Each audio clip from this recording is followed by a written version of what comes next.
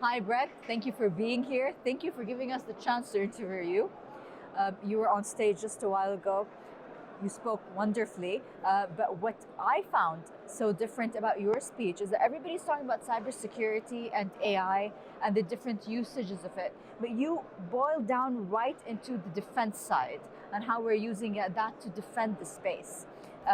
What are the new updates from last year specifically in securing and defending?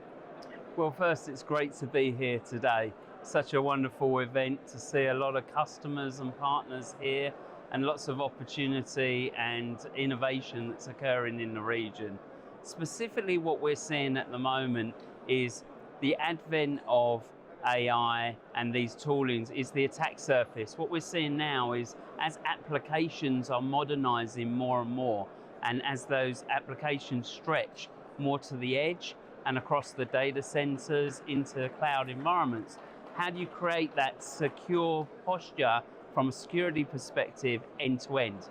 How do you maintain a security posture that meets the requirements of the organization and addresses all the regulatory and compliance side of things end to end, consistently?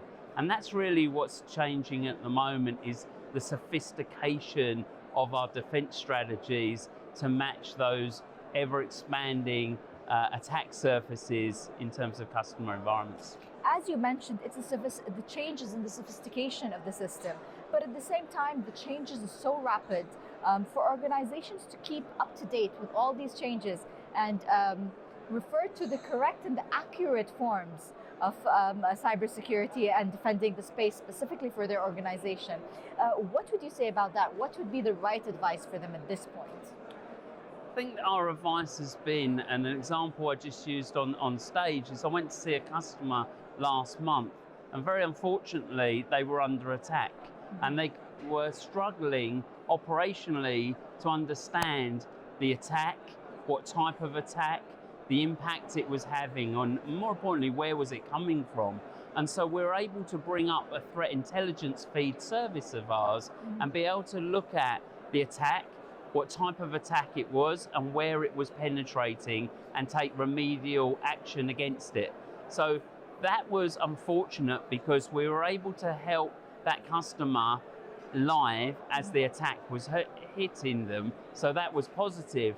But proactively, that service is about proactively looking at the sophistication of techniques that occur in an attacks, and then being able to use that insight and that information and push that out via advanced artificial intelligence techniques for the good across other countries, other customers, and be able to feed that out proactively and then tailor it to the customer's environments. So the advice is about take those intelligent threat services and take those on board to be able to proactively, in a tailored way, take remedial action to make yourself more secure.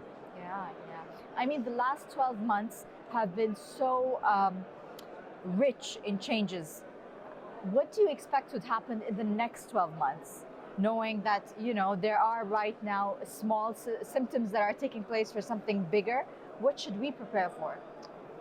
In terms of preparation for moving forward, we've seen in the last year the number of attacks is increasing.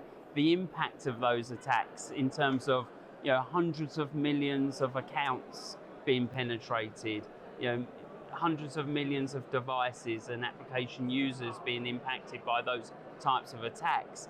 But those attacks now are very easy to deal with. So it's almost like you don't know what you don't know yet. Yes. Last year, it was the reason those attacks got hold of millions of accounts information, hundreds of millions of accounts, for example, because we weren't aware of it. What's happening now is that those attacks are becoming more sophisticated, but the technology that we've got to not only understand that behavior, but be able to proactively mitigate and tailor that proactively, I think what you'll see is that higher impact of the proactive protection. And as less sophisticated attackers and adversaries use the toolings like ChatGPT to generate code quicker to those attacks, we'll be able to deal with those much faster through the new intelligence feeds that we've got that we didn't have in the past. Yeah, yeah. That's so thorough, so complex, yet put in such simple words. Thank you so much for that. No, thank you again. It's a great pleasure to be here, and look forward to meeting more customers and partners. And hopefully with all the anticipations you have for next year, we will see you here next year and we'll hold an interview with you with more developments on the cybersecurity front.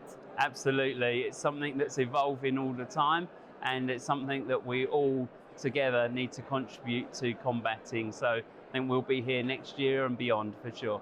Very happy to. Thank you so much, Brett. Thank you very much. Thank you.